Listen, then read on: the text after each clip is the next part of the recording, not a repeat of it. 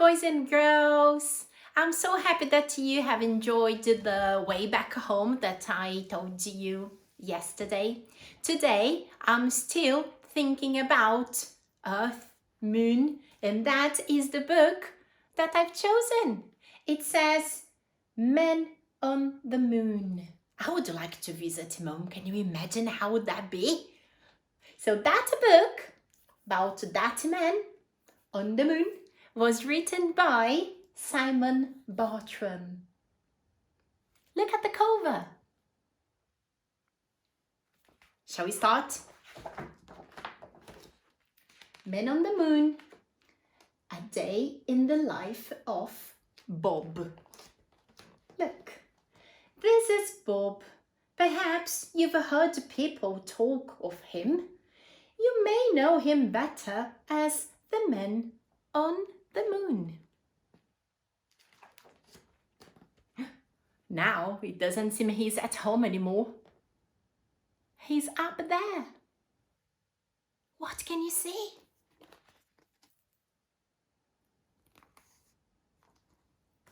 I wonder, what does he do up there? This is where Bob lives. Every morning he wakes up at 6 o'clock. He has a cup of tea and 2 eggs for breakfast before leaving for the rocked launch pad. On the way, he stops to buy a newspaper and some chocolate truffles as well. He's on his way to work on the moon.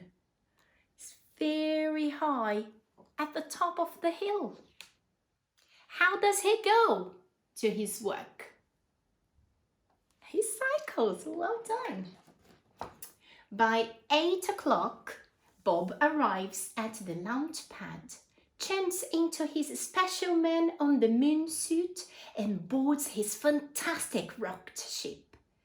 He must make sure he leaves by 8:45, otherwise he wouldn't make it to Moon by 9. He needs to be there by 9 o'clock. On the way, he reads the newspaper and does the crossword. Have a look. He blasts off. The rocket is heading to the moon. Bob starts work. His job as Man on the Moon is very important. He has to keep the moon clean and tidy. Quite often, astronauts drop sweet pockets and cans. Some people say that aliens are responsible for much of the rubbish, but Bob knows that's not true. There is no such a thing as aliens. Is he right? Shall we have a look closer?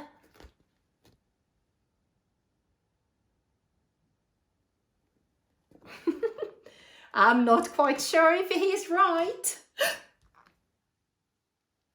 That's funny! There are some aliens up there. How Bob can't see them? By 12:30, it's time to eat. Bob goes to his rocket ship to fetch his lunchbox. This usually contains 2 sandwiches, either cheese or peanut butter, an apple and some chocolate. Sometimes he meets his friends for a picnic. So his 2 best friends are Billy, the Man on Mars, and Sam, the Man on Saturn. They talk about the stars and they tell jokes. Look at his friends.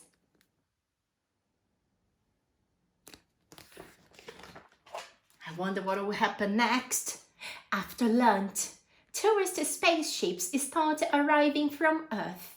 It is part of Bob's job to entertain them and to give them something to photograph. So he does some somersaults, handstands, and especially high moon jumps.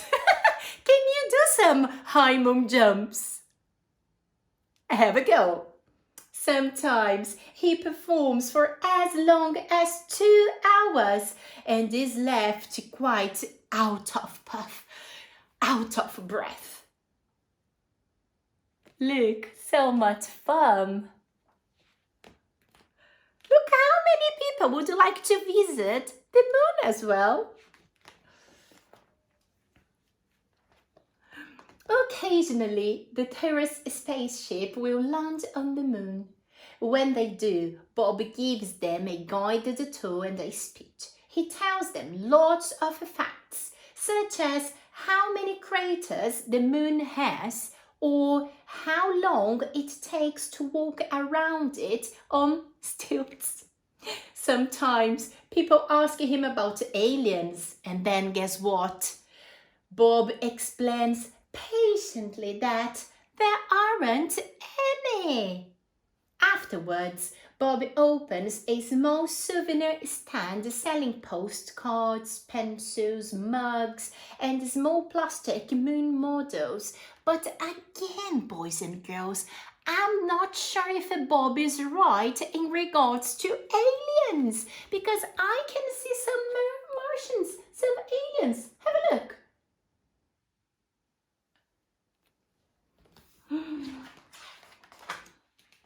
By 4:30, all visitors must leave the moon.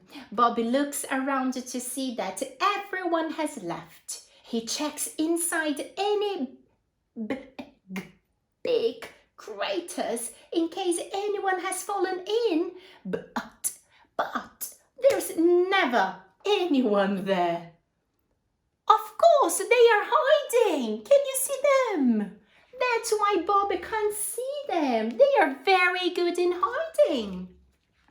The working day is nearly over. It is time to check everything is in order before leaving for the night. Bob packs away his equipment and any unsold souvenirs into his rocket. He switches on the moon's night light before jetting off towards Earth. By this time, he is very tired, but he still has to keep his attention because he's flying the rocket back home. But wait a minute. Who can you spot inside the rocket with Bob? I think he's got a company. As he reaches Earth, it's about 5 o'clock. The rush hour is in full swing with everyone leaving work and going home, just like Bob. Can you see how many people? There are some different people in that city. Do aliens live among them as well? At home, Bob is just like anyone else. First, he has a longer bath.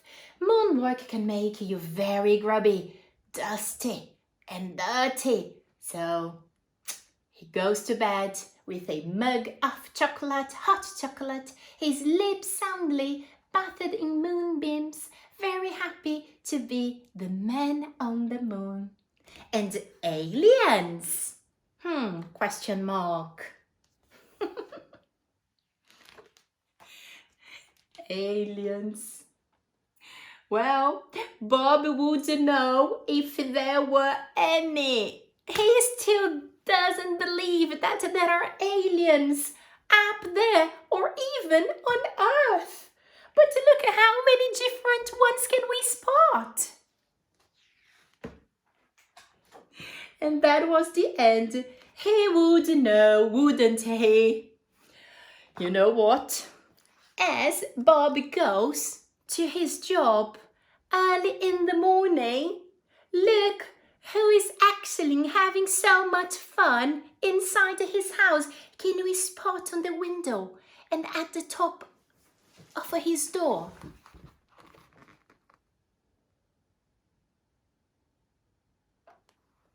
That was a very, very nice story. I liked it very much. I hope you have liked it as well. And I told you before that I have got two children, remember, Lorenzo and Luigi. And when I told them that I would read you that story, Lorenzo, he actually tried to draw his alien. You could try to do that at home as well. If that would be mine, I would actually be something different. I would do something different. So maybe, let me get a pen. I would make some funny ears in here. And perhaps 4 eyes.